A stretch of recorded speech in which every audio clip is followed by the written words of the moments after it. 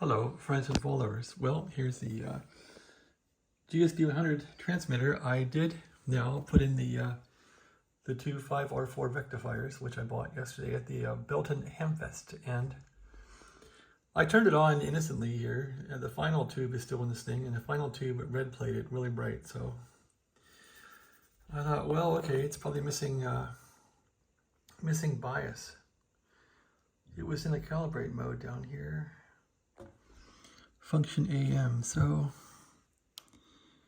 there is a standby function there. I wonder if the bias was removed. I would think it always have bias unless it relay kicks in, but anyway, the bias I'm supposing on the final is gone, and I probably roasted that final pretty hard.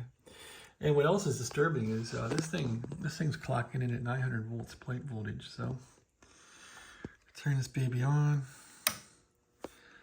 You'll see the plate voltage will pretty much go to 900 volts. So it's got some plate voltage on it. Maybe it will go down to 600 unloaded, but I doubt it. So, yep, it's got enough plate voltage to really vaporize that tube, that's for sure.